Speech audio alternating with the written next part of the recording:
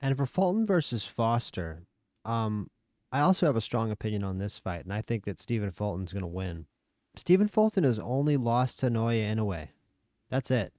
No one else has beaten him. It's been made very clear the level of fighter you have to beat Stephen Fulton. And Oshaki Foster has some good wins and is a very impressive offensive fighter, especially. But Stephen Fulton has a great resume as well. Brandon Figueroa twice, and of course Angelo Leo, another great win. His last performance against Figueroa was fantastic. I think there's a good chance that Stephen Fulton is just on a higher level technically and can negate Oshaki Foster's weapons. Oshaki Foster has a really good straight. He can come at you at a lot of different angles. Great straight, great cross, great left hand, basically. But Stephen Fulton thrives on negating his opposition's offensive weapons. He loves to take away the best offensive weapon from his opposition. That's how he wins fights. And he's very careful. He's very hard to catch. He doesn't make a lot of mistakes. He was vulnerable to somebody like Inoue, who's a great inside fighter and who's also great at closing the distance. Oshaki Foster is a lot more of a sniper, and I don't really think that that's going to be enough of a problem for Stephen Fulton over the course of a 12-round fight. You can challenge him. You can even hurt him. You can even knock him out off chance.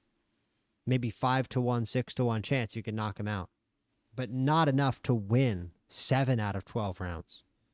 To me, I also don't think, similar to the main event of this card, I don't really think this is a 50-50 fight, actually. I think we're going to look back at this and go, oh, we should have favored Fulton the entire time. I think this is going to be a win that's going to very clearly establish the level of both these fighters. It's an extremely important fight for both these fighters for that reason. It's a very level establishing fight. It's going to tell you who's on what level. It's just like Devin Haney versus Brian Norman. You're going to see what the levels are of the game right now. And like what you saw in Brian Norman versus Devin Haney, where Devin Haney, he might be the more boring fighter. He might not have the ability to put you away with one shot, but he has all these little technical advantages to be able to outwit and outpoint his opponent over the course of a fight, whether it be footwork, whether it be feinting, whether it be setting traps, which is something I know Stephen Fulton can do to Oshaki Foster. If Oshaki Foster wants to win this fight, if Oshaki Foster wants to win this fight, he has to be willing to switch up the head to the body constantly and really change angles in a way that I know that he's capable of, but he's going to have to be on it. He's going to have to put on one of the performances of his career. He's going to have to not be afraid to lunge. He's going to have to pick the right times to lunge in because he's going to have to lead with that straight sometimes in order to catch Fulton. And if Fulton can feint him and fake him into leading with that straight and hit him as he tries to do it, if Fulton can mess him up and just mess with the timing of that straight, get him to throw that straight, get Foster to throw that straight when Fulton wants him to throw it, to throw that big shot when Fulton wants him to throw it and catch him in that, I don't see a way back into the fight for Oshaki Foster if he finds himself in that kind of situation. I don't know how much ability Oshaki Foster has to catch Stephen Fulton in traps. I'm sure that Stephen Fulton has plenty of different ways to catch Oshaki Foster in traps. And if there's one guy who's going to get exposed for being on that higher level of technicality, that person is Stephen Fulton. And I think that if you do see a case of, okay, here's where the levels are, who's the higher level guy, you're going to see that Stephen Fulton is that higher level guy. And it's really a case of, I mean, a guy in Oshaki Foster who has 3 losses. And I mean, 2 of those come over a decade ago, and one of them is a split decision. But to a guy in Robinson Conceição who very well could have won that fight. And also, he avenged the loss to Conceição, but in another split decision. All I'm saying is the only loss for Fulton, yeah, it was a KO loss, but it's to Naoya in a way. It took a pound for pound great to beat Stephen Fulton. I just don't think that Oshaki Foster is a pound for pound great on that level to be able to put away Stephen Fulton when it's been established. That's the level you have to be at.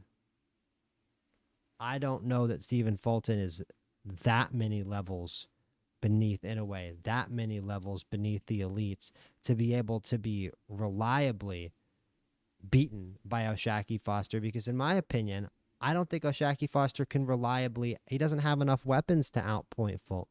I don't know how he would outpoint him. He'd have to KO him for this fight to be as even on the sports books as the sports books say it's going to be, where it's a 50-50 fight. I just don't see it. To me, this is a 70-30 fight, maybe a 65-35 fight for Stephen Fulton. So that's who I'm going to pick.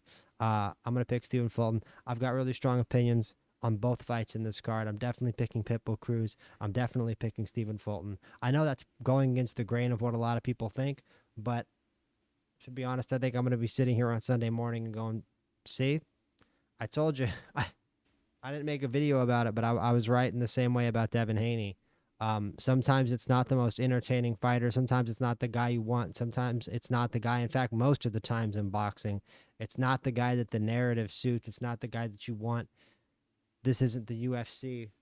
Boxing is going to give you a cold, hard taste of reality more often than not. Like you saw with where you want Brian Norman. You see that knockout of Jin Sasaki. You want Brian Norman to be that guy. You want Brian Norman to be on the come up. See more big knockouts in the welterweight division. Exciting fighter. Great trash talker. Southern. Entertaining. But the reality of the matter is that Devin Haney was more than able to negate his power. In fact, Devin Haney was able to negate his power and give his power right back to him. Knock him down, take him out of the fight. And all Stephen Fulton and, for that matter, all Pitbull Cruz have to do on Saturday is bring that dog. And I think their opponents are going to have a real problem dealing with a prime, ready version of both Pitbull Cruz and Stephen Fulton. So that's my thoughts on this PBC card going down this weekend. Haven't been making content lately. Been busy with work and been helping my family move. But just had a little time to make this video about these fights this weekend. We'll see if I can get a video about the UFC card this weekend as well. Pantoja versus Van is going to be an absolute banger. I'm looking forward to that one. So like, subscribe for more combat sports content, you guys, and I'll see you on the next one.